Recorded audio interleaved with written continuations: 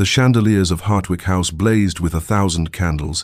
their light refracting through crystal prisms to cast dancing shadows across the polished marble floor, where couples whirled in time to the orchestra's waltz, and Eleanor Hartwell stood at the periphery of it all, her gloved hands clasped before her pale blue gown, watching as she had watched for 10 years now, her gaze fixed upon a single figure across the expanse of silk and satin and swirling bodies. Lord Adrian Blackwood stood near the far column, his dark evening clothes immaculate, his posture, that particular combination of ease and alertness that had first captured her attention when she was 18, and foolish enough to believe that noticing someone might mean they would notice you in return. He was speaking with Lord Wessex and his wife, his head inclined slightly in that way he had when listening, and Eleanor knew without being able to hear him that his voice would be low and measured, each word chosen with care, because she had observed him from distances like this for a decade and had learned the vocabulary of his gestures, the grammar of his movements, even as he had never learned hers. The ache that lived beneath her ribs, that old familiar companion, tightened as she watched him laugh at something Lady Wessex said, his rare smile transforming his usually severe features into something that made her heart perform its practiced leap and fall.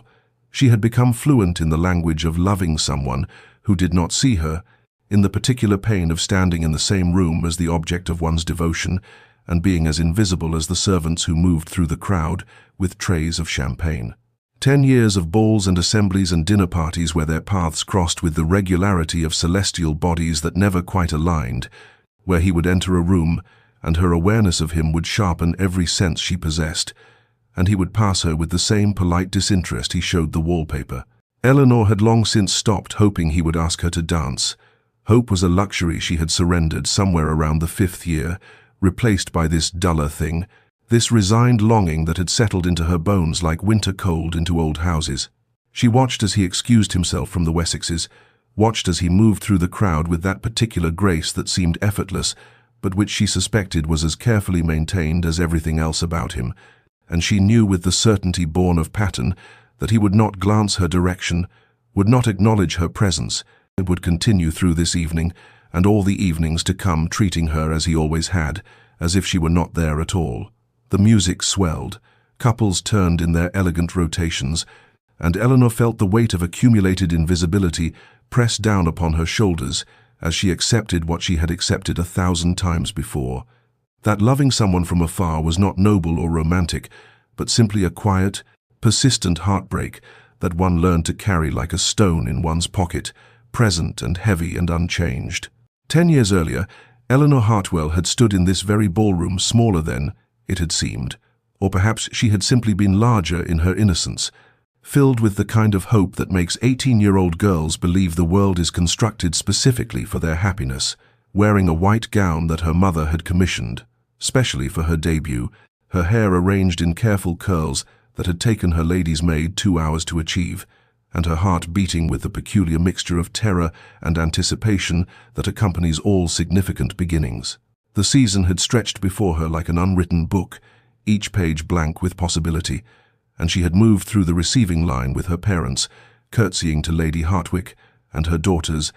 and then suddenly he was there, introduced by their hostess as Lord Adrian Blackwood, second son of the Earl of Thornbury, recently returned from 2 years abroad, and Eleanor had looked up into his face and felt something shift fundamentally in her chest, as if a door she had not known existed had suddenly opened onto a landscape she had never imagined. He was 24 then, already established in society despite his status as a younger son, with dark hair that fell across his forehead in a way that suggested he had recently run his hand through it, and eyes of such a deep grey they appeared nearly black in the candlelight, and when he bowed over her hand and murmured the conventional pleasantries expected of such an introduction,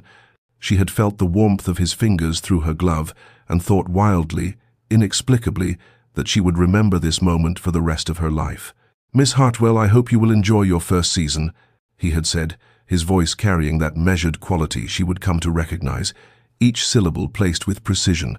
and she had managed to reply something appropriate, though later she could never recall what words she had used, only that her voice had sounded strange to her own ears, breathless and higher than usual. The introduction had lasted perhaps 30 seconds, a polite bow, those few words, and then he had moved on to greet the next person in line, and Eleanor had continued forward into the ballroom with her parents, but something had already taken root inside her, some seed of recognition or longing or fate that she could not name, but could feel growing with each breath she took. Throughout that first ball, she had been aware of him in the way one is aware of true north when holding a compass, some internal mechanism always oriented toward his position in the room, and she had watched covertly as he danced with several young ladies, as he conversed with various gentlemen, as he moved through the evening with an ease that suggested he belonged to this world in a way she did not yet. And she had thought that perhaps later he would ask her to dance, that their introduction had meant something, that the door she had felt opening would lead somewhere. But he had not approached her again that night, had not sought her out among the other debutantes, had passed her twice in the crush of the crowd without any sign of recognition, and when her father had finally suggested they take their leave, Eleanor had glanced back one final time to see Adrian Blackwood standing near the terrace doors, his profile illuminated by moonlight, beautiful and remote as a figure in a painting, and she had felt the first whisper of what would become her constant companion over the next decade, the ache of wanting someone who did not want her in return. The decade had accumulated like sediment, a layer upon layer of balls and soirees and garden parties, where Eleanor had watched Adrian Blackwood move through society with the careful grace of someone who had mastered the art of being present while remaining fundamentally apart, and she had become a scholar of his habits, an unwilling expert in the minutiae of his existence, gleaned from observation and overheard conversation and the particular torture of proximity without connection. She knew that he preferred Mozart to Handel, that he took his tea without sugar, that he had a habit of touching the signet ring on his left hand when engaged in serious conversation, that he danced precisely twice at most balls, once with whatever unmarried daughter of his hostess required the social courtesy, and once with a respectable widow or married woman to deflect the matchmaking ambitions of ambitious mothers, and that he never, in 10 years of shared social circles, asked Eleanor herself to dance. She had watched him converse with gentlemen about politics and horse breeding and estate management, had observed the way women fluttered their fans and angled their bodies toward him in transparent invitation, and had seen him navigate the treacherous waters of society with a skill that suggested he had charted every current and hidden reef, and through it all he had maintained his careful distance from her, as consistent and reliable as the North Star, and just as unreachable. Her friends had tried to help in the way friends do, with gentle suggestions wrapped in concern, and Catherine Thornbury had said over tea in the 3rd year that perhaps Eleanor might benefit from considering other gentlemen, that Lord Blackwood seemed quite determined in his bachelorhood, and Elizabeth Waverley had been more direct in the 7th year, declaring that Eleanor was wasting her youth on a man who clearly had no interest, and just last month her cousin Margaret had asked with exasperation why Eleanor persisted in attending events she knew he would frequent if she found his presence so distressing. But Eleanor could not explain what she barely understood herself, could not articulate why her heart insisted on its foolish loyalty, why the thought of deliberately avoiding him felt worse than the pain of seeing him ignore her, why some stubborn part of her soul refused to release this impossible attachment, even as her rational mind catalogued all the evidence of its futility. She had tried in the 4th year to accept the attentions of Mr. Whitmore, had allowed him to call and to escort her on walks and to sit beside her at dinners, but when he had spoken of his admiration for her, she had felt only a vast emptiness where reciprocal feeling should have resided. And when she had seen Adrian across the room at the Beaumont ball and felt that familiar constriction in her chest, she had realized with quiet despair that her heart recognized only one master, regardless of how cruelly he ignored its service. The years had taught her to hide her affliction better, to smile appropriately and dance with other partners and engage in conversation without her attention, obviously wandering to wherever Adrian stood in the room, but they had not taught her how to stop loving him, and as she stood now at 28, with another season drawing to a close and another year of invisibility recorded in the ledger of her disappointed heart, Eleanor wondered if perhaps her friends were right, if perhaps it was time to accept that some longings were never meant to be fulfilled, and that she would carry this useless love to her grave like a woman buried with a treasure no one wanted to claim. The conversation happened on a Tuesday afternoon in late April, when the cherry blossoms had begun to fall from the trees in the garden, like snow made of petals, and Eleanor had been reading in the morning room when her mother entered with her father following behind, their expressions carrying that particular weight that announces significant pronouncements, and even before they sat across from her in the matching chairs, upholstered in cream silk, Eleanor felt something in her stomach tighten with foreknowledge of unwelcome news. Her father cleared his throat in the manner he always employed before discussing matters of consequence, and her mother folded her hands in her lap with a composure that did not quite reach her eyes, and they began with the usual preambles about her well-being and their concern for her future, their love for her and their desire to see her settled, and Eleanor set down her book and prepared herself for what she had known, in some deep place beneath her conscious thought, must eventually come. "Lord Pemberton has expressed his interest in paying you particular attention," her mother said, her voice carrying that bright quality women adopt when presenting difficult truths as pleasant opportunities, and her father added that Pemberton was a respectable man, financially sound, with estates in Yorkshire that provided a comfortable income and a London residence suitable for the season, and that at 28, Eleanor could no longer afford to dismiss such advantageous prospects without serious consideration. The words hung in the air between them like a sentence pronounced, and Eleanor understood with absolute clarity what was being communicated beneath the careful language that she had become a burden, that her persistent spinsterhood reflected poorly on the family, that her parents' patience with her inexplicable reluctance to marry had reached its natural terminus, and that this was not truly a discussion, but rather a declaration dressed in the clothing of parental consultation. She thought of the past 10 years, of the seasons that had accumulated like falling leaves, of the proposals she had gently declined from Mr. Whitmore and Captain Sheffield, and even young Lord Hartley, who had been sweet but utterly unsuitable, and she understood that her parents had been more than generous in allowing her to refuse these matches, had indulged what they surely perceived as female capriciousness, or perhaps an overly romantic disposition that needed time to mature into practical acceptance, but that their generosity had limits, and she had finally reached them. "Lord Pemberton is everything appropriate," her mother continued, leaning forward with an urgency that betrayed her studied calm. "And you are not growing younger, Eleanor, and we will not always be here to provide for you.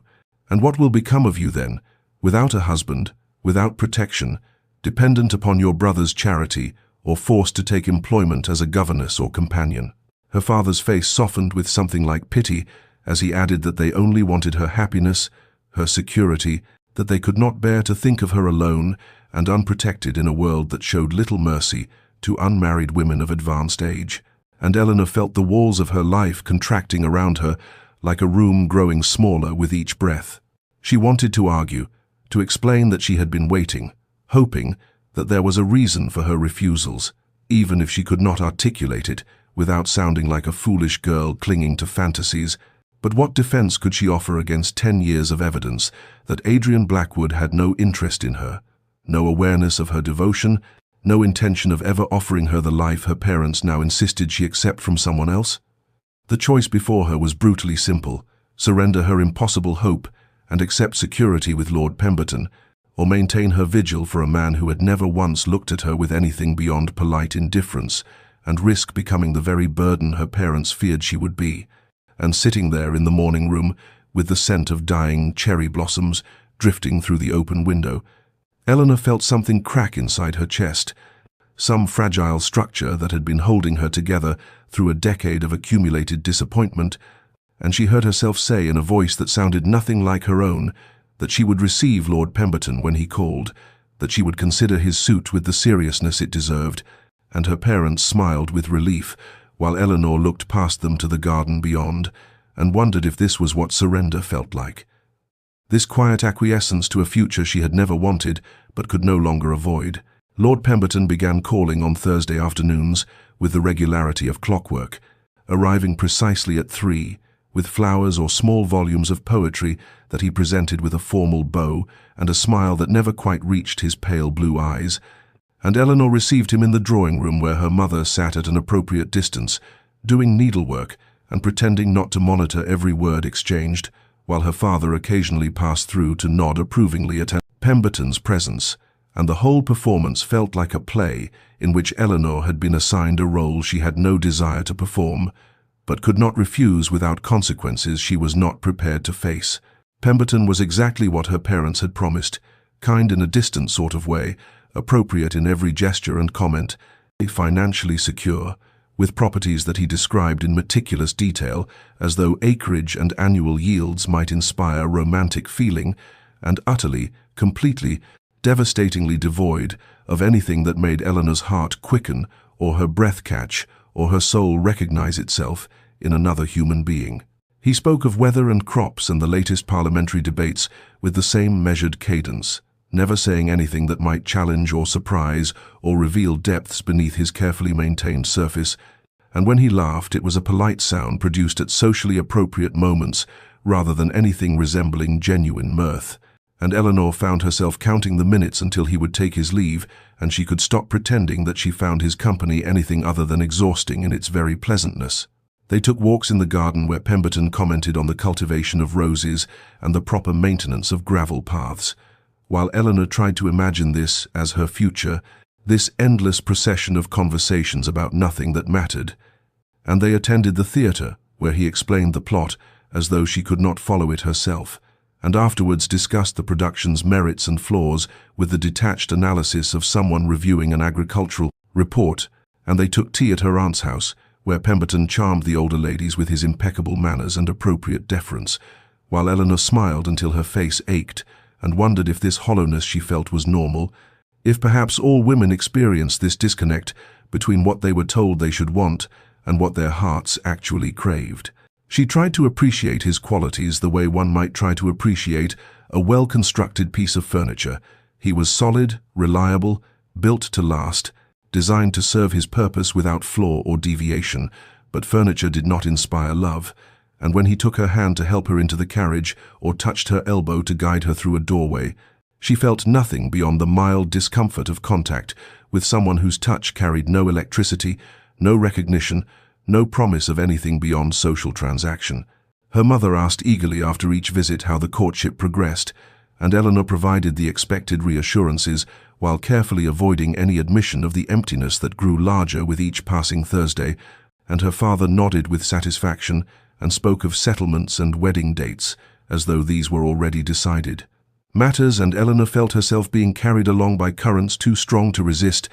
a woman drowning in propriety and expectation, while everyone watching believed she was simply learning to swim. She knew she should feel grateful Pemberton was offering her security, status, and a future free from the fears her parents had articulated so clearly. But gratitude felt impossible when she sat across from him at tea and tried to imagine 40 or 50 years of this careful, courteous distance, tried to picture herself in his bed, bearing his children, growing old in his houses, and finding at the end of her life that she had traded the pain of unrequited love for the different but equally devastating pain of a heart that had never truly been engaged at all, and beneath all her polite smiles and appropriate responses,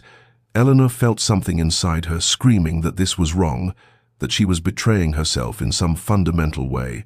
But she had no alternative to offer, except a decade of evidence that the man she truly wanted had never wanted her in return. The Marchmont ball arrived on a Friday evening, when the air held that particular quality of early summer warmth, and Eleanor attended with Lord Pemberton at her side, his hand proprietorial at her elbow, as they entered the ballroom where chandeliers cast golden light across the assembled company, and she had dressed with more care than usual in a gown of deep emerald silk that her mother insisted brought out the color of her eyes, though Eleanor suspected the effort was less for Pemberton's benefit than for her own desperate need to feel something other than the numbness that had settled over her like fog in the 3 weeks since his courtship had begun, and when he asked for the second dance of the evening, she accepted with the practiced smile she had perfected, the one that suggested pleasure without promising anything her heart could not deliver, and they took their places in the set, while the musicians raised their instruments, and Eleanor prepared herself for another performance of contentment she did not feel. She moved through the figures with mechanical precision, her hand in Pemberton's as they turned and separated, and came together again, and he was speaking about something his sister's upcoming visit, or perhaps the condition of the roads between London and his Yorkshire estate. But Eleanor found herself unable to focus on his words because she had become suddenly acutely aware of a presence at the edge of the dance floor, a figure standing near the musicians with a glass of wine held loosely in one hand. And even before she turned her head to confirm what her body already knew, with the certainty of a decade's worth of practiced awareness, she felt the weight of Adrian Blackwood's gaze upon her like a physical touch. It was impossible, of course, because in 10 years he had never watched her, had never allowed his eyes to linger on her face or follow her movements across a room. He had maintained such careful distance that she had sometimes wondered if he even registered her presence at these gatherings, or if she had become simply part of the wallpaper of ballrooms, another unmarried woman, in a sea of faces that meant nothing to him. But when the dance brought her around to face the direction where he stood, Eleanor looked directly at him and found his eyes already fixed on her with an intensity that made her miss her step and stumble slightly, and Pemberton caught her arm with concern, while Adrian's expression shifted into something Eleanor could not name, something that looked almost like pain before he turned away and disappeared into the crowd near the card rooms. The rest of the dance passed in a blur of confusion and racing thoughts, Eleanor's mind trying to reconcile what she had seen with everything she knew to be true about Adrian's indifference, and she wondered if perhaps she had imagined it, if the weeks of Pemberton's courtship had finally driven her to invention, to seeing what she desperately wanted to see rather than what actually existed. But the image of Adrian's face remained branded behind her eyes, the tightness around his mouth, the way his fingers had whitened around the stem of his wineglass, the unmistakable focus of his attention that had been absent for so many years that its sudden presence felt like a violation of natural law. When the music ended, Pemberton escorted her to the refreshment table and went to procure lemonade, leaving Eleanor standing alone near a potted palm, and she found herself scanning the room with a desperation she knew was unwise, searching for Adrian among the clusters of guests, needing to know if she could catch that look again, if it had been real or merely a trick of candlelight and wishful thinking. And when she finally spotted him across the ballroom speaking with Lord Hertford and his wife, he was perfectly composed, perfectly indifferent, giving no indication whatsoever that moments ago he had been watching her dance with something that had looked remarkably like longing, and Eleanor pressed one hand against her stomach, where something had begun to flutter like a bird trapped against glass, a feeling she had thought long dead, now suddenly, inexplicably, painfully alive. A week later, Eleanor found herself at the Thornbury estate for a weekend party that her mother had insisted she attend with Pemberton as her acknowledged suitor, and by Saturday afternoon, the relentless cheerfulness of the gathering had become unbearable. The endless rounds of archery and lawn games, and musical performances in the drawing room, all demanding a level of enthusiasm, Eleanor could no longer manufacture, and so she slipped away during the interval between luncheon and tea, when most guests had retired to their rooms to rest. Making her way through corridors, she half remembered from childhood visits, until she found the library tucked away in the east wing, where silence and the smell of old leather bindings promised sanctuary from the performance and contentment she had been maintaining since her arrival. The room was empty as she had hoped, its tall windows letting in the grey light of an overcast afternoon, and Eleanor moved along the shelves, trailing her fingers across spines embossed with gold lettering, seeking nothing in particular except the comfort of being alone with something real, something that did not require her to smile or nod or pretend that her heart was not in a state of confused upheaval since the Marchmont ball, when Adrian had looked at her with an expression she still could not decipher, and she had just pulled down a volume of Wordsworth's poems when she heard the door open behind her and turned to find Adrian Blackwood standing in the entrance, looking as startled to see her as she was to see him, his hand still on the door handle as though he might retreat at any moment, and for several seconds they simply stared at each other, while Eleanor's pulse accelerated in a way that made her feel foolish and transparent and impossibly young, despite her 28 years. He recovered first, entering the room and closing the door with a soft click that seemed to seal them into a space too small and too quiet for the charged silence that stretched between them, and Eleanor found she could not look away from his face, even as she felt heat rising in her cheeks. And finally, he spoke in a voice that was rougher than his usual polished tones, asking if she had come seeking refuge from the festivities as well, and she managed to nod and say something about needing a moment away from the noise, her own voice sounding strange and breathless to her own ears, and he moved further into the room, though he maintained a careful distance between them. As he said, he understood the impulse, that large gatherings could be exhausting even when they were supposed to be pleasurable, and Eleanor wondered if he felt the absurdity of this exchange as acutely as she did. This banal conversation about social fatigue, when they had barely spoken 10 words to each other in a decade, and now stood alone together in a quiet room, with her heart beating so hard, she was certain he must hear it. She asked without thinking if he came here often, immediately recognizing the ridiculousness of the question, and he smiled faintly and said he had always found the Thornbury Library to be well curated, particularly their collection of philosophy and natural history. And then there was another silence that felt different from the first, heavier somehow,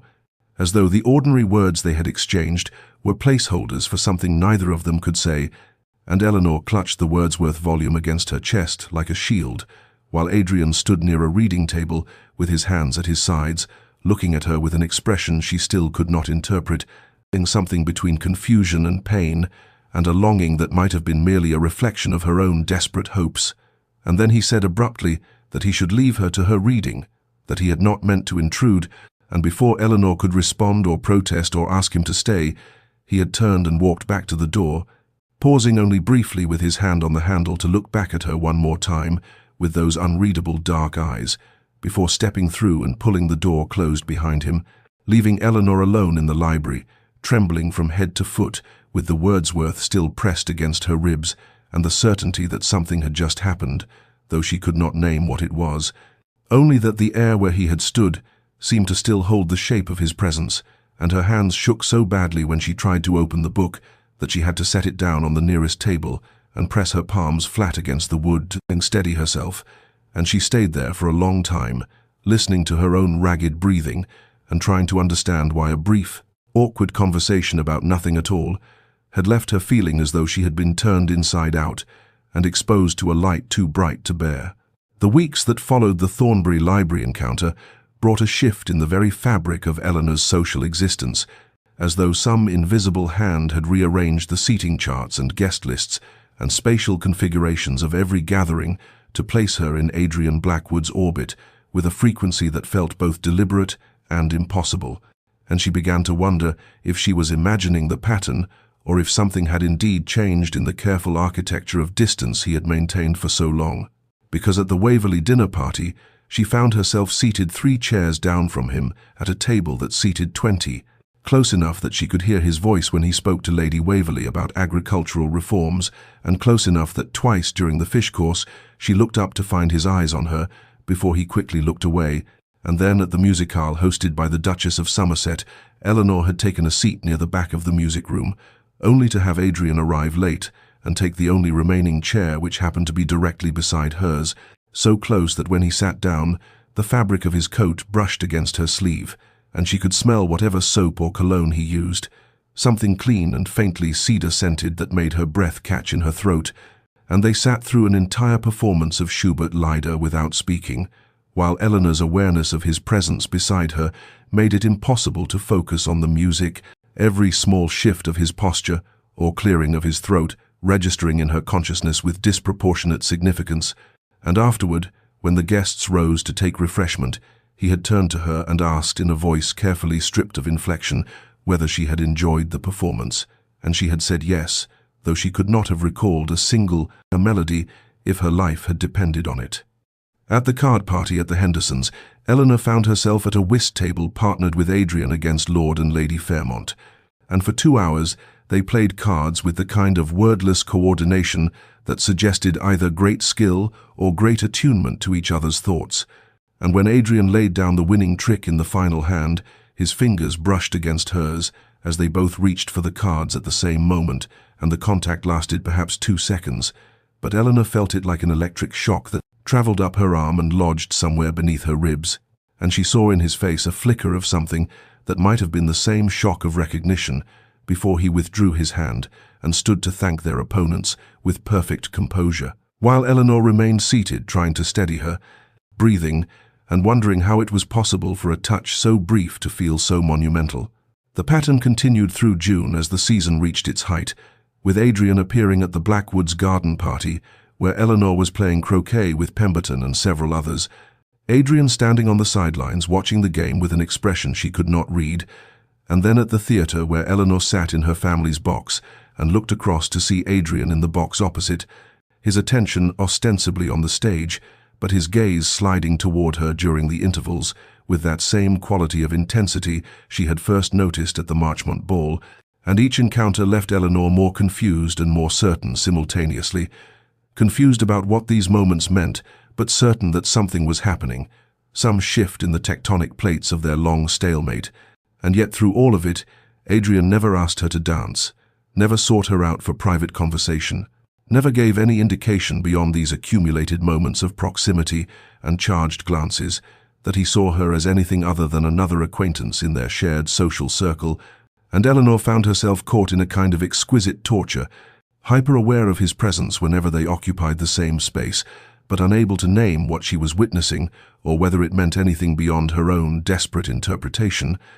And at night she lay awake, reviewing each encounter like a scholar, examining ancient texts for hidden meaning, searching for certainty in the angle of his gaze, or the tone of his voice, or the way his hand had trembled slightly when it touched hers over the whist cards. But certainty remained elusive, and Eleanor was left suspended between hope and madness, wondering if she was finally seeing what had always been there, or if she was constructing an elaborate fantasy from the raw materials of coincidence and wishful thinking. The announcement came during breakfast on a Tuesday morning in late June, when Eleanor sat across from her mother in the sunlit breakfast room, picking at toast she had no appetite for, while her father read the morning paper and made occasional commentary about parliamentary proceedings, and her mother set down her teacup with the kind of deliberate precision that always preceded statements of significance, and said that Lord Pemberton had spoken to Eleanor's father the previous evening and had indicated his intention to make a formal proposal within the fortnight, and Eleanor's mother's face was alight with satisfaction as she continued that this was everything they had hoped for. Pemberton was an excellent match with a fine estate and unimpeachable character, and Eleanor should consider herself fortunate that such a man had shown her such devoted attention, and Eleanor felt the walls of the breakfast room contract around her, as though the air itself had become thinner and harder to breathe, because a fortnight meant 2 weeks, meant 14 days, before she would have to give an answer to a question she had been avoiding looking at directly for months, and her mother was still speaking about wedding preparations and the necessity of ordering new gowns, and how they must begin compiling guest lists immediately, so that everything would be ready when the betrothal was announced, and Eleanor managed to nod and murmur something appropriate, while her mind spun with a dizzying mixture of panic and resignation, and that treacherous flicker of hope that refused to be extinguished, no matter how many times she told herself she was being foolish. The days that followed passed in a blur of social obligations that felt increasingly surreal, as though Eleanor were watching herself move through drawing rooms and gardens and ballrooms from a great distance, observing this woman in expensive dresses who smiled and conversed and accepted compliments about her upcoming happiness, while inside she felt like she was slowly drowning. And through it all, Adrian Blackwood continued to appear at the edges of her awareness, seated across from her at the Dalton dinner party, where their eyes met over the centerpiece of white roses and held for 3 heartbeats before he looked away, standing near the refreshment table at Lady Morrison's soirée, where Eleanor caught him watching her speak with Pemberton with an expression that looked almost like anguish before his features smoothed into polite neutrality, and Eleanor began to feel as though she were losing her grip on reality, because how could she reconcile 10 years of studied indifference with these recent weeks of charged glances and orchestrated proximity? And late at night, when she could not sleep, she would lie in her bed staring at the ceiling and reviewing every encounter since the Marchmont ball, trying to determine whether she was witnessing something real or constructing an elaborate delusion from the desperate materials of her own longing. Because what if these moments she had been cataloguing and analyzing and investing with such significance were nothing more than coincidence and her own fevered imagination? What if Adrian had not changed his behavior at all, and she was simply seeing what she wanted to see, because the alternative was accepting a marriage to a kind man she did not love and relinquishing forever the dream she had carried for a decade? And the uncertainty was more painful than the original rejection had been, because at least the rejection had been clear and constant, whereas this ambiguity left her suspended between hope and despair, with no solid ground beneath her feet. Eleanor found herself analyzing her own thoughts with the detachment of a natural philosopher, examining a specimen, wondering if this was what madness felt like. This obsessive circling around the same questions without resolution, this inability to trust her own perceptions or distinguish between reality and wishful projection, and she thought perhaps she should speak to someone about what she was experiencing.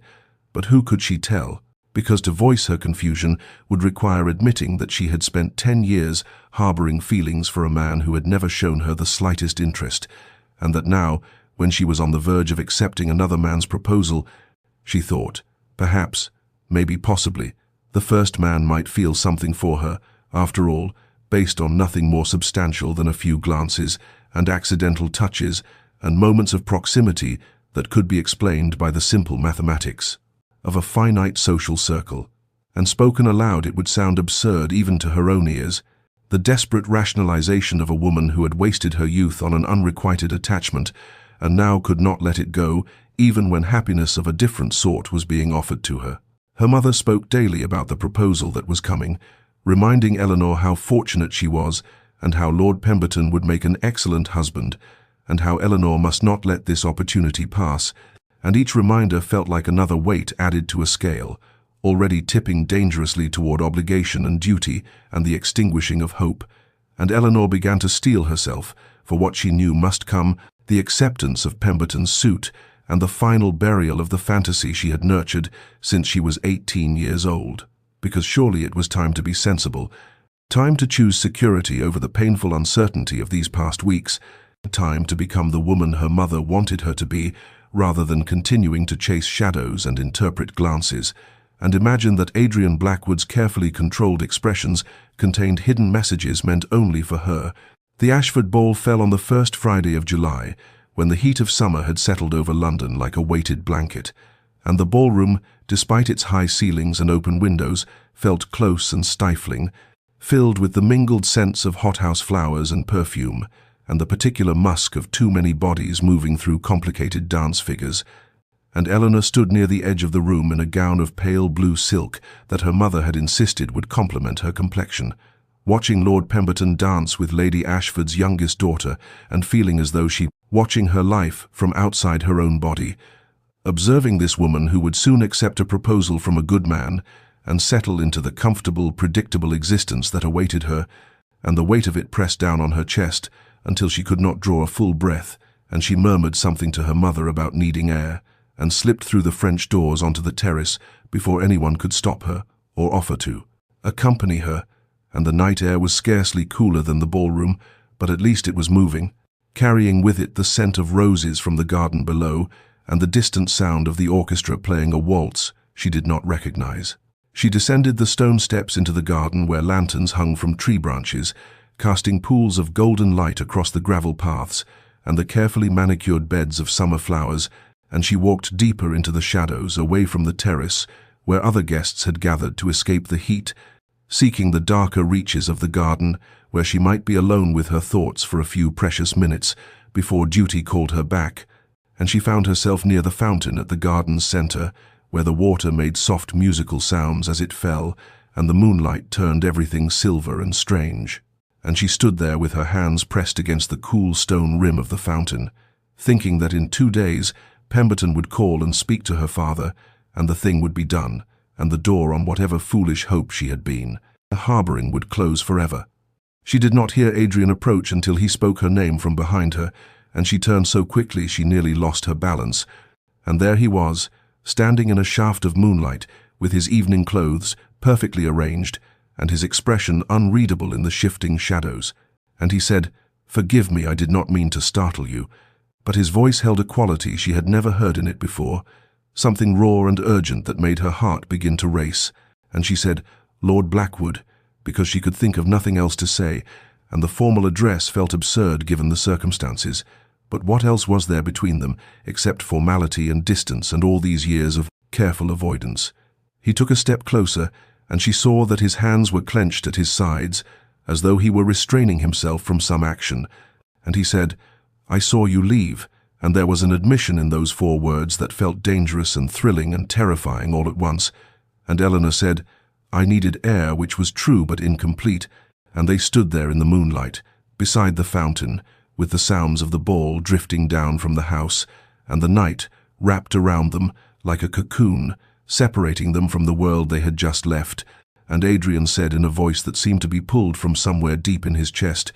"Why are you accepting Pemberton?" And the question hung between them, charged with everything they had never said to each other in 10 years of studied politeness and careful distance. Eleanor felt something crack open inside her chest, something that had been locked away and guarded for so long that its sudden exposure felt like violence, and she said, "That is hardly your concern." But her voice shook on the words betraying her, and Adrian took another step forward until they were close enough that she could see the muscle working in his jaw and the way his eyes looked almost black in the dim light. And he said, "Is it not?" And it was not quite a question and not quite a statement, but something in between. And Eleanor said, "You have shown no interest in my affairs for a decade, Lord Blackwood. I cannot imagine why you would begin now." And she heard the bitterness in her own voice and hated herself for it, but could not call it back. And Adrian flinched as though she had struck him and said, "You think I have shown no interest?" And his voice was rough and strange and filled with something that sounded like pain. And Eleanor said, "What else am I to think?" And they were closer now, though she could not say which of them had moved. Close enough that she could feel the heat radiating from his body and smell that cedar scent she had noticed at the musicale, and see the rapid rise and fall of his chest as though he had been running, though he stood perfectly still. He opened his mouth as though to speak, then closed it again, and she saw the war happening behind his eyes, saw him reach for words and fail to find them, or find them and decide against speaking them, and the silence stretched between them taut as a wire. And Eleanor thought wildly that she should return to the ballroom, that standing here alone with him in the dark garden was improper and dangerous, and she was promised to another man, or as good as promised. But her feet would not move and her eyes would not leave his face. And finally Adrian said, "Eleanor, just her name, nothing more," but he said it like a prayer or a curse or both. And then he turned and walked away from her back toward the lights of the house, leaving her standing alone beside the fountain, with her heart hammering against her ribs and her mind reeling, and the ghost of her name on his lips echoing in the darkness. Lord Pemberton called on the Sunday afternoon, following the Ashford ball, arriving precisely at 3 o'clock, as he had indicated he would in the note he had sent the previous day. And Eleanor sat in the drawing-room in a gown of rose-coloured muslin that her mother had selected, watching him settle into the chair across from her with the careful deliberation that characterized all his movements, and her parents had withdrawn with a show of discretion that fooled no one, leaving Eleanor alone with a man who had come to determine the course of her future. And Pemberton cleared his throat and began to speak about his estate and his prospects, and his deep regard for Eleanor's character and accomplishments, and she listened with a strange detachment, as though she were floating somewhere near the ceiling, observing this scene rather than living it, watching this kind, decent man offer her security and respect and a comfortable life. And when he finally asked the question that had been building through 10 minutes of preamble, when he said, "Miss Hartwell, would you do me the very great honor of consenting to become my wife?" Eleanor heard herself say, "Not yes, but might I have some time to consider?" And she saw the flicker of surprise cross his face, though he recovered quickly and said,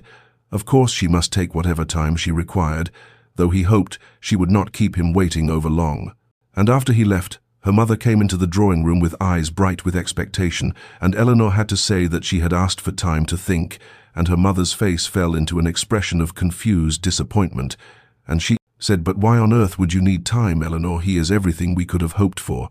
And Eleanor had no answer that would satisfy, because how could she explain that she needed time to kill whatever foolish hope still lived in her chest, time to reconcile herself to the death of a dream she had carried for 10 years,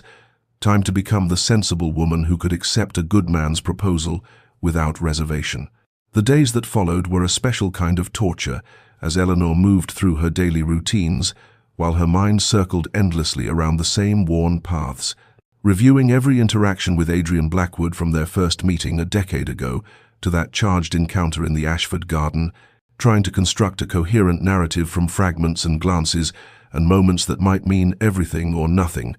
And she would lie awake at night, cataloguing the evidence on both sides. The years of indifference weighed against these recent weeks of proximity. His question in the garden about why she was accepting Pemberton, set against his immediate retreat, when she challenged him, and no matter how many times she reviewed the data, she could reach no certain conclusion except that she was driving herself toward madness with this obsessive analysis. She thought about the library encounter, and the way he had looked at her across the Dalton dinner table, and that moment at the musicale when their hands had touched, and she tried to determine whether these instances represented a pattern of genuine feeling, or merely the inevitable friction that occurs when two people move through the same limited social sphere, and the uncertainty was corrosive, eating away at her ability to think clearly about anything else. And she began to understand that this was precisely why she needed to accept Pemberton's proposal, because she could not continue to live in this state of suspended animation, waiting for a sign that might never come from a man who had given her no reason to hope except for a handful of ambiguous moments that could be explained by coincidence and her own desperate wishful thinking. Eleanor's mother grew increasingly anxious as the days passed without a decision, asking each morning whether Eleanor had reached a conclusion and reminding her that Lord Pemberton was a patient man. But his patience was not infinite, and other young women would be only too happy to accept what Eleanor seemed determined to refuse, and her father called her into his study one evening and spoke more gently than her mother, but with equal concern, saying that he wanted Eleanor's happiness above all things, but she must understand that opportunities like this did not come often, especially for a woman of 28 who had shown no interest in any of the other men who had paid her court over the years. And Eleanor sat in her father's study, feeling the walls close in and knowing he was right, knowing that she was being foolish and romantic and utterly impractical, knowing that she should accept the security being offered rather than gambling everything on a fantasy. On the 7th day after Pemberton's proposal, Eleanor sat at her writing desk and composed a note asking him to call the following afternoon. And as she sealed the letter, she felt something inside her chest go cold and still, as though a door were closing on a room she would never enter again. And she told herself this was wisdom, this was maturity, this was what it meant to be a grown woman who understood that life required compromise and that love, as she had imagined it, was a fiction sold to young girls in novels, and she would accept Pemberton's proposal, and she would be grateful for his kindness, and she would build a life that was comfortable if not passionate, and in time she would forget that she had ever hoped for anything different. And this resolution should have brought relief, but instead it felt like grief, like mourning something that had never actually existed except in her own imagination. And she sat at her desk with the sealed letter in her hand and wept. Eleanor called on her sister Beatrice the following Tuesday afternoon, seeking distraction from her own thoughts and perhaps some of the uncomplicated warmth that had always existed between them, and Beatrice lived in a comfortable townhouse in Mayfair with her husband, Mr. Thomas Whitmore, who managed his family's shipping interests and had known Adrian Blackwood since their school days, though Eleanor had never thought to ask about this connection, until now when it suddenly seemed significant in ways she could not articulate. And she arrived at 2:30 to find Beatrice delighted to see her and immediately ordering tea and settling Eleanor in the drawing room with promises that they would have a lovely afternoon together, and they spoke of inconsequential things for perhaps 20 minutes before the butler entered and announced that Lord Blackwood had arrived to see Mr. Whitmore on a matter of business, and Eleanor felt all the blood drain from her face as Beatrice said cheerfully that Thomas was in his study, and would Adrian mind waiting in the drawing room for just a moment while she fetched him. And then Adrian was standing in the doorway, looking as shocked to see Eleanor as she was to see him, and Beatrice performed the social niceties with the easy grace that came naturally to her, seemingly oblivious to the sudden tension that had filled the room like smoke, and she excused herself to find her husband leaving Eleanor and Adrian alone in a drawing room that suddenly felt very small, while outside the windows the sky had darkened with the promise of rain, and they stood there in the terrible silence that seemed to have become their natural mode of communication.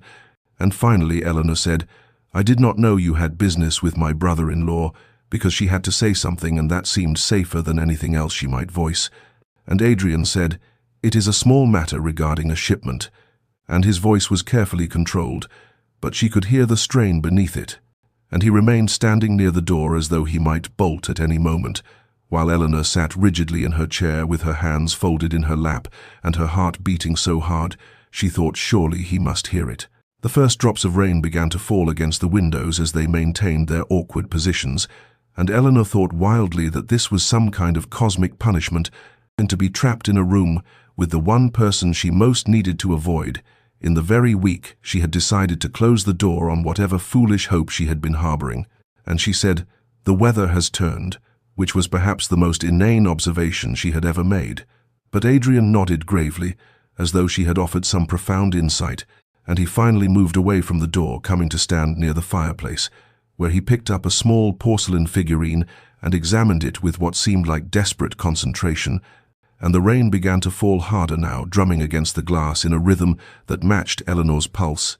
And she thought about the letter she had sent to Pemberton, asking him to call tomorrow, thought about the answer she had prepared to give, and she looked at Adrian's profile as he studied that ridiculous figurine, and felt something twist painfully in her chest. He set the figurine down and turned to face her, and for a moment their eyes met and held, and Eleanor saw something in his expression that she had never seen before, something raw and unguarded, and he said, "Miss Hartwell, I must apologize for my behavior at the Ashford ball. I had no right to question your decisions." And she said, "You had every right to ask." And then, because she was tired of careful words and diplomatic evasions, she said, "Though I confess I do not understand why you did." And she watched him struggle with this, watched the war play out across his features, and finally he said, "Because I cannot bear it."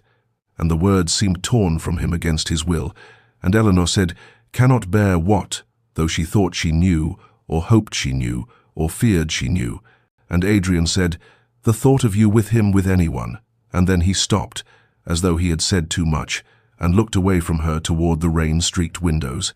And the silence that followed was different from the silences that had come before, charged with confession and possibility and terror. Eleanor rose from her chair and moved toward him without conscious decision, and she said, "Adrian," using his given name for the first time in 10 years, and he looked at her with an expression of such longing and despair that she felt her breath catch, and he said, "I should not have said that I have no right." But Eleanor said,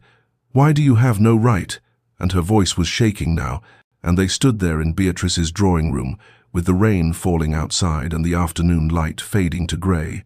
And Adrian said, "Because I have spent 10 years staying away from you, because I believed it was the right thing, the honourable thing, because I thought." And he stopped again as though the words were too difficult, and Eleanor said, "What did you think?" And she was close enough now to see the lines around his eyes, and the tension in his jaw, and the way his hands were clenched at his sides. And he said, "I thought you deserved better than what I could offer," and there was such pain in his voice that Eleanor felt tears prick at her eyes. And she said, "Better than what?" And Adrian said, "Better than a second, son with limited means and a family history best forgotten, better than a man who could give you nothing but his heart." And the confession hung between them as the rain continued to fall. The words hung in the air between them like something fragile and precious that might shatter if either of them moved too quickly, and Eleanor found she could not speak for a moment, and could not do anything but stare at Adrian as the rain continued its relentless percussion against the windows, and the grey afternoon light cast shadows across his face. And she thought of 10 years of watching him from across ballrooms, 10 years of carefully composed indifference, 10 years of believing herself invisible to the one person she most wished would see her, and now he stood before her saying he had stayed away because he thought she deserved better, and the revelation was so unexpected and so utterly incomprehensible that she felt dizzy with it, felt the room tilt slightly, as though the very foundations of her understanding had shifted. She said, "Your heart," and her voice was barely a whisper, and Adrian looked away from her toward the rain-streaked windows as though he could not bear to meet her eyes, and he said, "I have watched you for 10 years, Miss Hartwell," and there was such rawness in his voice that Eleanor felt something crack open in her chest, and he continued speaking in fragments, his words tumbling out in a way that was so unlike his usual careful control, and he said, "At every ball, every dinner, every musicale I have watched you and told myself I was doing the right thing, by staying away, that I was being honourable by not pursuing what I had no right to pursue." And Eleanor said, "What do you mean, no, right? What are you talking about?" Because none of this made sense, because if he had been watching her, then surely he must have known that she had been watching him too. And Adrian turned back to face her, and she saw that his composure was crumbling, saw the careful mask he had worn for a decade beginning to crack, and he said, I heard your father once speaking with Lord Ashford at his club. I was not meant to hear, but I did, and your father said that you deserved a man of substance and position, that you should not be wasted on some second son, with nothing to offer. And Eleanor felt ice flood through her veins as understanding began to dawn. And she said, "When was this?" And Adrian said, 10 years ago, just after we were introduced at your first ball." And the timeline clicked into place with horrible clarity, and Eleanor thought of that first meeting, thought of the way Adrian had seemed interested and then had simply vanished from her orbit, thought of 10 years of distance that she had attributed to indifference when it had been something else entirely. She wanted to be angry, but the emotion that rose in her was more complex than that, a terrible mixture of grief and frustration and a painful kind of hope, and she said, "So you decided for me," and Adrian flinched at the words, and he said, "I decided to give you the chance to find what you deserved. I could not trap you in a limited life when you could have so much more." And Eleanor said, "And what if what I deserved was the right to make my own choices?" And her voice was shaking now, and Adrian said nothing, but she could see the struggle in his face, and she pressed on because 10 years of silence had earned her the right to demand answers. And she said, "Did you never think to ask me what I wanted? Did you never consider that perhaps your assumptions about what I deserved might not align with my own desires?" And Adrian said, "I thought I was protecting you." And Eleanor said, "From what? From the possibility of happiness, from the chance to choose my own path." And the words came out harder than she intended, but she could not contain the tumult of emotions that his confession had and unleashed. The rain intensified outside, becoming a downpour that obscured the street beyond the windows, and Eleanor moved closer to Adrian until only a few feet separated them, and she could see that his hands were trembling slightly, though he kept them rigid at his sides. And she said, "You speak of watching me for 10 years, but did you ever truly see me? Did you see that I was watching you as well?" And Adrian's eyes widened slightly at this, and Eleanor felt a terrible vulnerability in admitting what she had never admitted to anyone, but she continued because the moment demanded honesty, no matter how exposing. And she said, "I have spent 10 years believing myself unworthy of your notice, 10 years thinking there was some fundamental flaw in me that made me invisible to you, and all this time," and her voice broke slightly, and she had to stop and gather herself before she could continue. And when she spoke again, her words were quieter but no less intense, and she said, "All this time you were staying away because you thought you were being noble." And Adrian said Eleanor, using her given name for the first time, and the sound of it in his voice was almost unbearable, and he said, "I am sorry, I did not know, I never imagined that you," and he could not seem to finish the sentence. And Eleanor said, "That I what?" And Adrian said, "That you might have wanted my attention, that you might have cared whether I noticed you." And the admission was so painfully honest that Eleanor felt tears threaten, and she said, "How could you not know?" And Adrian said, "Because I was so focused on staying away, on doing what I thought was right, that I blinded myself to everything else." And they stood there in the grey light with the rain falling and 10 years of misunderstanding between them, and Eleanor thought that this was both the worst and the best moment of her life. Worst because of all the time that had been lost, and best because finally, the truth was being spoken. The letter arrived 3 days after that rain-soaked afternoon in Beatrice's drawing room, delivered by a footman in plain livery, who waited only long enough to place it in Eleanor's hands before departing, and she recognized Adrian's handwriting immediately from the few times she had seen it on calling cards and dinner place settings over the years, and she took the letter to her room, with her heart racing and hands trembling slightly as she broke the seal. And what she found inside was not what she had expected, not a declaration or a confession, but something more fragmented and painful, an apology that seemed to circle around its true meaning without ever quite landing on solid ground. And he wrote, "Miss Hartwell, I must beg your forgiveness for the impropriety of my words. During our recent conversation, I had no right to burden you with sentiments that can only cause confusion and distress." And Eleanor read this line 3 times, trying to understand whether he was apologizing for the confession itself or for the timing of it. And he continued, "I have spent these past days in considerable turmoil, reviewing choices made long ago, and wondering if the path I chose was truly the noble one or merely the cowardly one." And this admission struck her as almost more revealing than anything he had said in Beatrice's drawing room. And further down the page he wrote, I told myself for 10 years that staying away from you was an act of honor, that by keeping my distance, I was protecting you from a life of limitation and disappointment, but I begin to suspect that I was protecting only myself from the vulnerability of pursuing what I most desired and being found wanting. And Eleanor felt something twist in her chest at these words, felt the pain of them and the honesty, and she read on as Adrian's careful handwriting continued. I do not write this to seek absolution or to place any obligation upon you. I write only because the truth once begun must be finished, and the truth is that I have thought of you every day for 10 years, have carried the memory of our first meeting, like a talisman, have measured every choice against the question of whether it would make me worthy of you, even as I convinced myself that pursuing you would be selfish. And Eleanor sat on the edge of her bed, with the letter in her hands, and tears beginning to blur her vision, and she read the final lines. You said I decided for you, and you were right. I presumed to know what was best, and in doing so, robbed us both of the chance to discover what might have been possible. I do not ask for your forgiveness, for I do not deserve it, but I wanted you to understand that my distance was never indifference, and my silence was never lack of feeling, and the letter was signed simply Adrian without title or formality, and Eleanor read it again immediately and then again, passing each phrase for hidden meanings, and finding in the spaces between the words a decade of longing that matched her own, and she thought about the assumptions that had governed both their lives, thought about her father's careless words overheard in a club, and Adrian's decision to let those words determine the course of 2 lives, and she felt anger rising in her again, but also a terrible sadness for all the years that had been lost to misunderstanding and presumption. And she read the letter a 4th time, focusing on the phrase,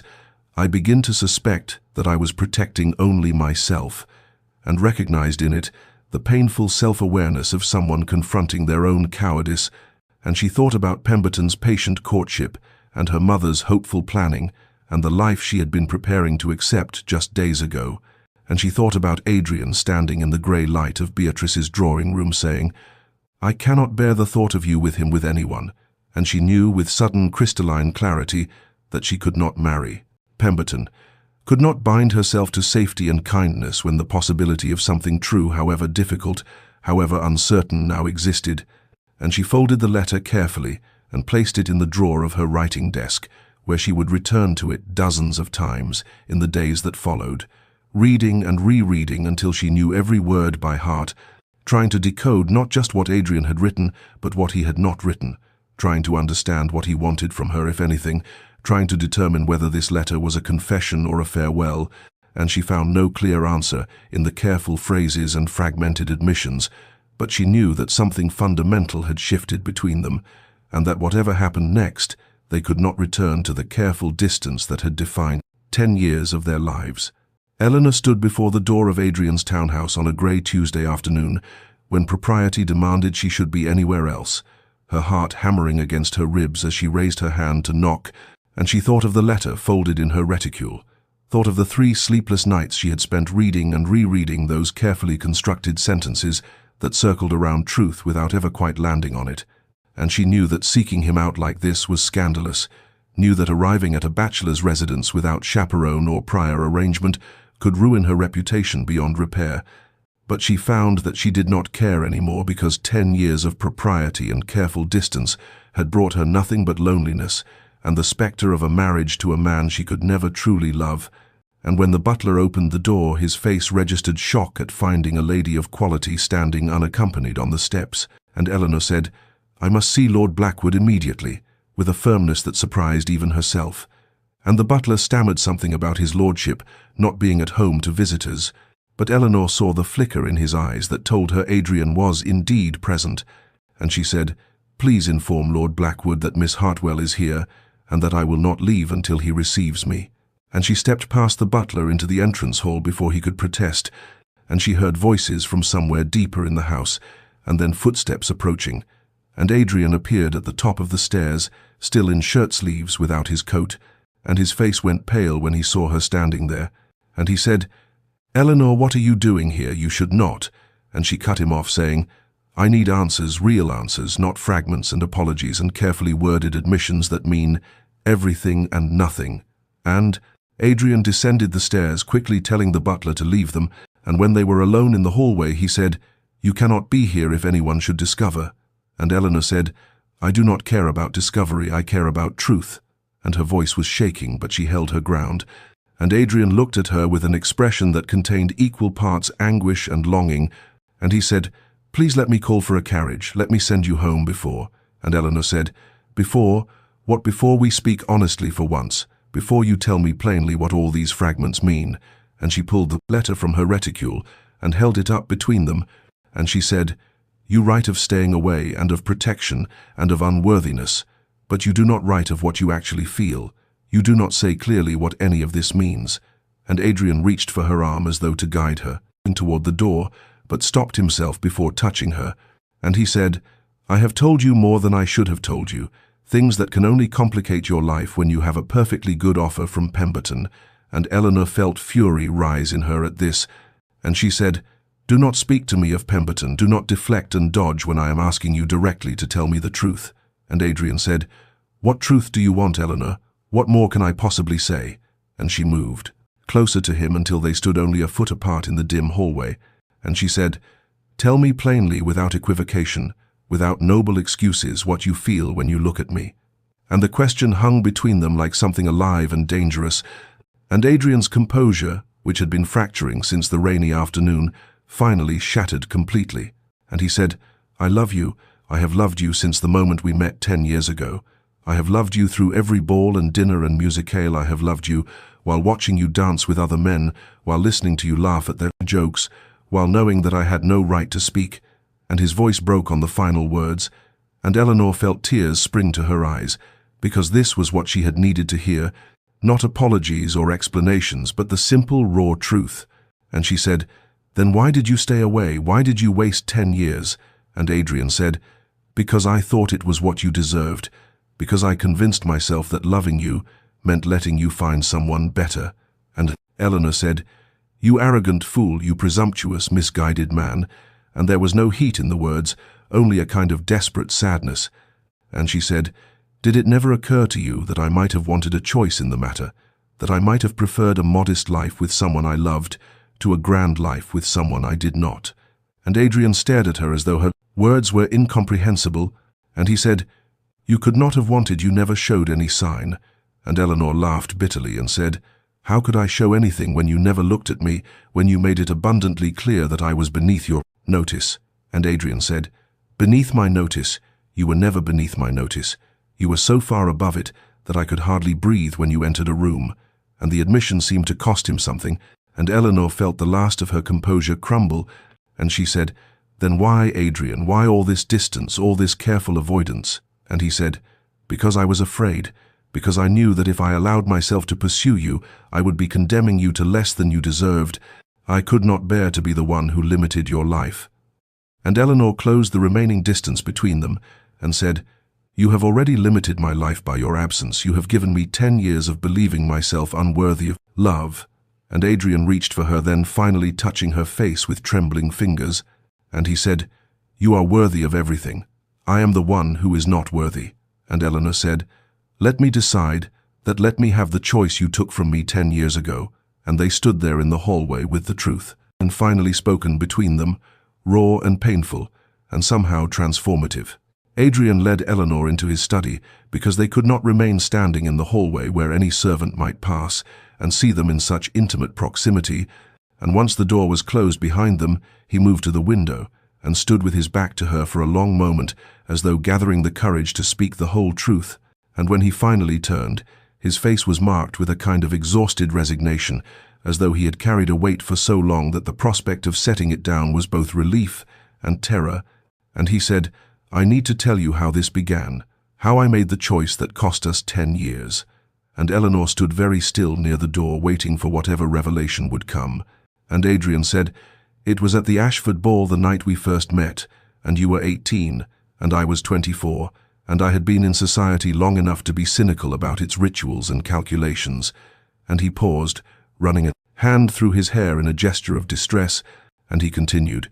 "Your father introduced us very briefly, just a polite acknowledgement, and you smiled at me, and I felt something shift in my chest, something I had never felt before. And Eleanor remembered that moment, remembered the flutter of hope she had felt at his handsome face, and the way his eyes had met hers for just an instant before he bowed and moved away. And Adrian said, "I watched you the rest of that evening, watched you dance and laugh with your friends, and I knew that I wanted to pursue your acquaintance, but I also knew the obstacles." And he moved away from the window, pacing. Now, as the words came faster, and he said, "I am a second son, Eleanor. My older brother inherited the estate and the title, and I have only a modest income from my mother's settlement and a position managing affairs for my brother." And Eleanor started to speak, but he held up a hand, asking her to let him finish. And he said, "Later that same evening I was in the card room, and your father was there with several other gentlemen, and they were discussing their daughters and their prospects as fathers do." And his voice took on a bitter edge, and he said, "Your father spoke of you with such pride, such obvious love, and he said that you deserved the very best, that he would never consent to see you married to anyone who could not provide you with security and position." And Adrian stopped pacing and looked directly at Eleanor, and he said, "He mentioned specifically that he had no patience for second sons with uncertain prospects that his daughter would marry well or not at all." And Eleanor felt something cold settle in her stomach as she began to understand the foundation of Adrian's decision,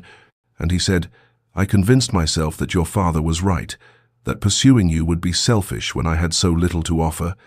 And he laughed without humor, adding, "I told myself it was noble to stay away, that loving you meant wanting what was best for you, even if that meant you belonged to someone else." And Eleanor could hear the self-recrimination in his voice, and Adrian continued, "So I made a decision that night at that first ball. I decided I would not pursue you, would not call on you, would not allow myself to become attached when I knew that your father would never approve, and that I could never provide the kind of life you deserved." And he moved closer to her, his eyes searching her face, and he said, "But the decision to stay away did not diminish what I felt. It only made it more painful, and every time I saw you at a ball or dinner, I had to renew my resolve, had to remind myself why I could not approach you." Eleanor felt tears streaming down her face now at the waste of it all, at the terrible logic that had governed both their lives. And Adrian said, "I watched you year after year, watched you dance with other men, watched you grow from 18 to 28, and I told myself I was doing the right thing, that by keeping my distance I was protecting you from limited life." And his voice broke slightly as he added, "I never imagined that you might have wanted something different, that you might have preferred modest comfort with someone you cared for to grand comfort with someone you did not." And Eleanor understood now the full scope of his mistake, understood how a single overheard conversation had shaped 10 years of loneliness for them both. And Adrian said, "When I saw you with Pemberton, something in me finally broke. I could not maintain the pretense anymore, could not continue to tell myself that my distance was noble when it felt like dying." And he reached for her, hands tentatively as though afraid she might pull away, and he said, "I am so sorry, Eleanor, for all the years I stole from us, for all the assumptions I made without ever asking what you wanted." And Eleanor gripped his hands tightly, feeling the truth of his confession settle over her, like something heavy and transformative. Eleanor felt something break loose inside her chest as she listened to Adrian's apology, and the emotion that surged through her was not the relief or joy she might have expected, but instead a white-hot fury that made her pull her hands from his and step back, and she said, "You are sorry," with a voice that shook with barely contained rage, and Adrian looked startled by the sudden shift in her demeanor, and she continued,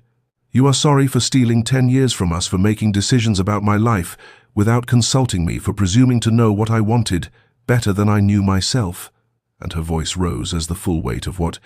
had been lost crashed over her, and she said, "You heard one conversation, one single evening of my father expressing his hopes for my future, and from that you constructed an entire edifice of noble sacrifice without ever considering that I might have different desires, different dreams, different values than what you assumed."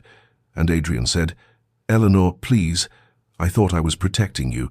But she cut him off, saying, "You were protecting yourself from the possibility of rejection, from having to risk actually asking me what I wanted, from having to trust that I might choose you, despite your modest circumstances." And the truth of her own words struck her even as she spoke them, and she saw Adrian flinch as though she had struck him physically. And she said, "Do you know what these 10 years have been like for me? Do you have any comprehension of what it means to love someone who will not even look at you, who treats you as though you are invisible?" And tears were streaming down her face now, but her voice remained steady and sharp, and she continued, "I convinced myself that there was something wrong with me, that I was unworthy of your notice, that my feelings were pathetic and foolish, because why else would you be so determined to avoid me?" And Adrian said, "I never meant for you to feel that way, I never imagined." And Eleanor said, "No, you did not imagine. You did not ask, you simply decided what was best and acted accordingly." And she paced away from him toward the window, where he had stood moments before, and she looked out at the grey afternoon and said, "I could have married years ago, there were other offers. Not as grand as Pemberton, perhaps, but respectable men who might have made me content." And she turned back to face him, adding, "But I did not accept them because some foolish part of me kept hoping that you would see me, would speak to me, would give me any sign that I was not alone in what I felt." And Adrian's face was pale and stricken, and he said, "I did see you, Eleanor, I saw you constantly. I memorized every dress you wore, every dance you shared with other men, every smile you gave to people who were not me." And Eleanor said, "Then why did you not speak? Why? Did you let me suffer in silence?" And Adrian said, "Because I thought silence was kinder than offering you a life of limitation." And Eleanor moved close to him again and said,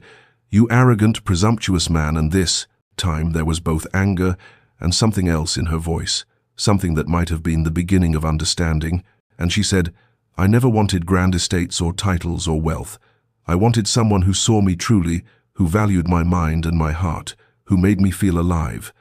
And her voice dropped to barely more than a whisper as she added, "I wanted you, Adrian. I have wanted you since that first night, when you bowed and walked away, and I have wanted you through every lonely year since." And she saw his eyes fill with tears, and she said, "But you never gave me the choice. You decided for both of us, that we would be better apart, that your love required distance rather than presence." And Adrian reached for her again, and this time she let him take her hands, and he said, "I was wrong, Eleanor, I was so terribly wrong, and I do not know how to repair what I have broken." And Eleanor looked at their joined hands and felt the anger begin to transform into something else, and she said, "I do not know either. I do not know if 10 years can be forgiven or forgotten." And Adrian said, "I am not asking for forgiveness. I am asking only for a chance to try to build something now with the time we have left." And Eleanor felt exhausted suddenly, as though the fury had burned through her, leaving only a profound weariness. And she said, "I need time to think. I need to understand what this means." And Adrian nodded and said, "I will give you all the time you need." And they stood there in his study with the truth finally spoken between them, raw and painful, and somehow necessary. 3 weeks passed before Eleanor received the invitation to the Winterbourne ball, and when she saw the familiar crest on the cream-colored card, she felt her hands begin to tremble, because this was the same venue where she and Adrian had first met a decade ago, the same ballroom where he had bowed politely and walked away, planting the seed of a longing that would define 10 years of her life. And she had already refused Lord Pemberton's suit in a conversation that left her mother in tears and her father grimly silent, and she had spent the week since her confrontation with Adrian in a state of suspended uncertainty, because they had not spoken again after she left his study, though she had received one brief note saying only, "I will wait for your answer for as long as it takes." And now she stood in her dressing room while her maid fastened the buttons of her gown, which was a deep midnight blue that made her skin look luminous in the candlelight, and she thought about not attending, thought about sending her regrets and staying home in the safety of her room, but something in her insisted that she must go, that whatever was to happen between her and Adrian must be faced rather than avoided. And so she descended the stairs and climbed into the carriage, and made the familiar journey to the Winterbourne estate, where the windows blazed with light and music, spilled out into the winter evening, and when she entered the ballroom, it was as though she had stepped backward in time to that night 10 years ago, when she had been 18 and full of hope, and the same chandeliers cast the same golden glow, and the same musicians played in the gallery, and the same crush of elegant bodies moved in patterns of dance and conversation, and Eleanor stood at the edge of the room, scanning the crowd with her heart beating so hard she could feel it in her throat, and then she saw him standing near the windows in conversation with another gentleman, but his attention was not on his companion, because his eyes were moving across the ballroom, searching and when his gaze found her, she saw him go very still, and he excused himself from his conversation and began to move toward her with a deliberate, purposeful stride that made the crowd seem to part before him, and Eleanor could not move, could not breathe, could only watch as he crossed the distance between them, with his eyes never leaving her face, and when he reached her, he bowed with the same formal courtesy he had shown 10 years ago, but this time he did not walk away, and instead he said, "Miss Hartwell, would you grant me the honor of this dance?" And his voice was steady, but she could see the tension in his shoulders, the uncertainty in his eyes, and she said yes, because what else could she say when this was the moment she had imagined for a decade? And he took her hand and led her onto the dance floor, and as the music began, they moved together in the steps of a waltz that felt both achingly familiar and entirely new, and he held her with perfect propriety, but she could feel the warmth of his hand through her glove, could feel the solid presence of him after years of distance, and they danced in silence for several measures, while around them the other couples swirled, and the chandeliers threw patterns of light across the polished floor, and then Adrian leaned closer, his mouth near her ear, and said in a voice meant only for her, "I have loved you since we met, Eleanor, from that first moment, 10 years ago. In this very room I have loved you, and I have been a fool and a coward, and I do not deserve your forgiveness, but I am asking for a chance to prove that I can be worthy of what you have already given me." And Eleanor felt tears prick her eyes as she said, "You whispered that you loved me, but you never showed me, never gave me any sign." And Adrian said, "I am showing you now in front of everyone here. I am claiming what I should have claimed a decade ago." And she looked up at him and saw in his face such naked hope and fear that her anger finally began to dissolve into something that might eventually become forgiveness. And she said, "This is only a beginning, Adrian. We have much to repair." And he said, "I know, and I will spend whatever time it takes."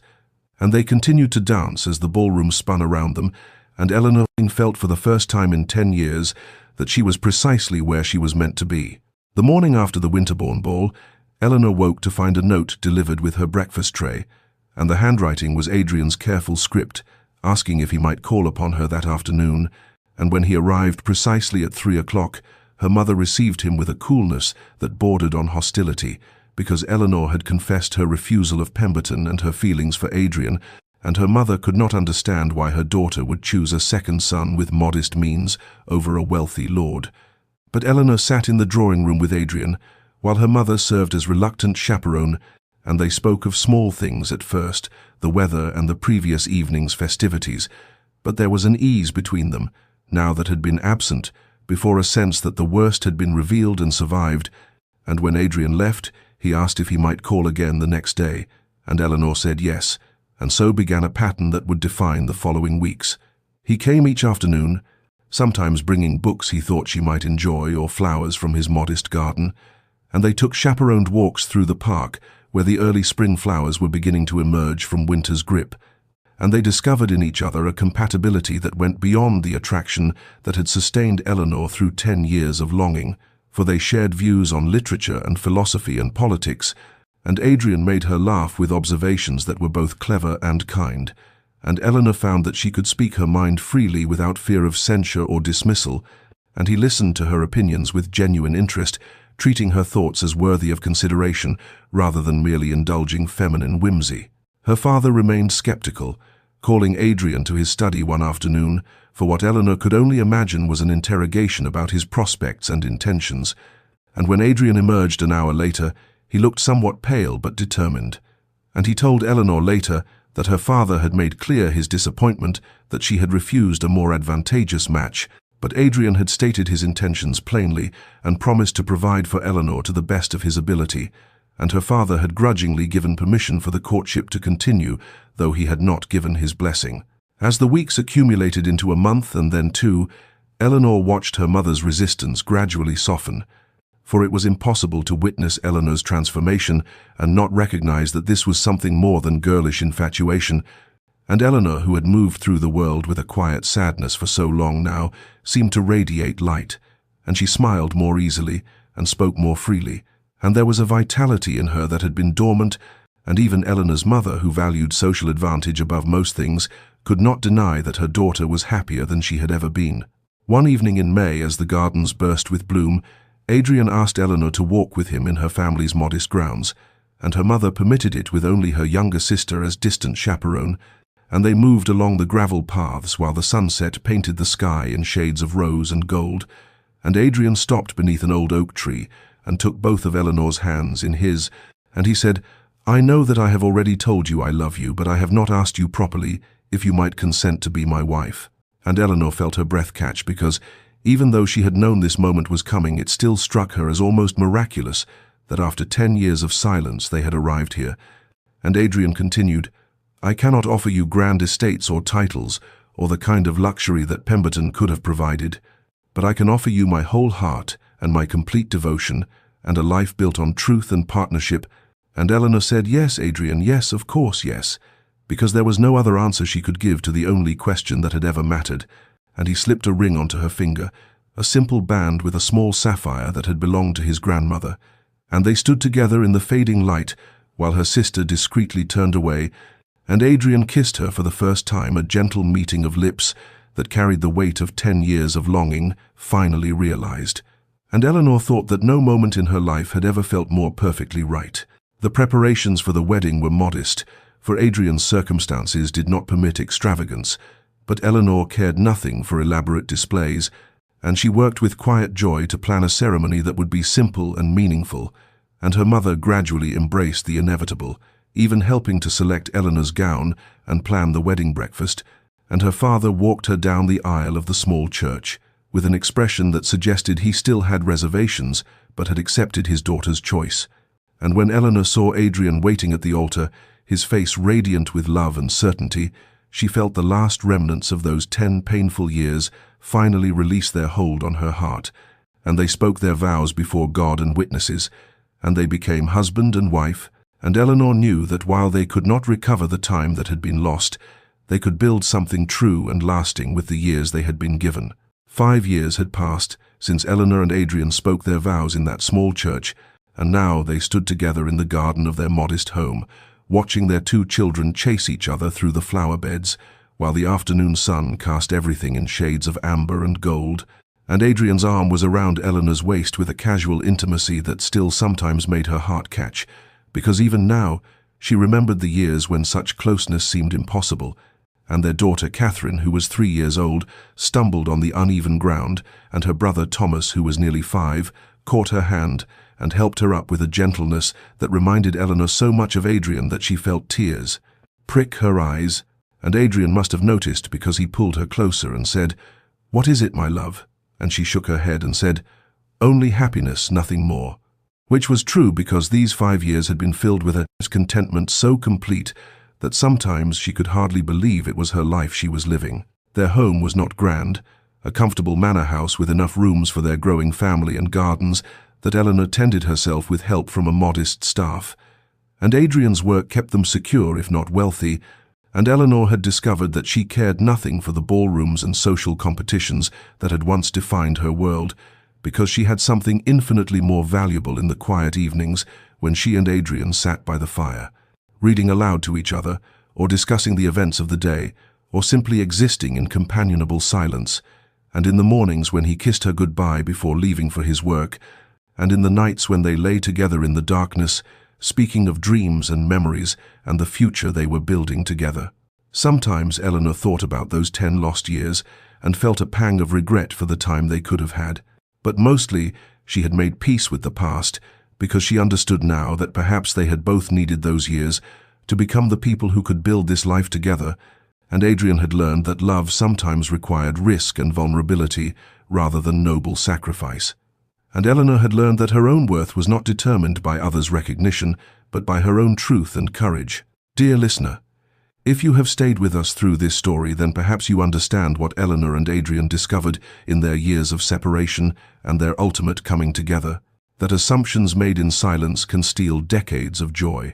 and that the courage to speak truth even when it feels impossible can redeem what seemed irretrievably lost, and that sometimes the kindest thing we can do for those we love is not to decide for them what they need, but to offer them the honest choice and trust them to know their own hearts. Consider how often we make decisions based on what we believe others want or need or deserve,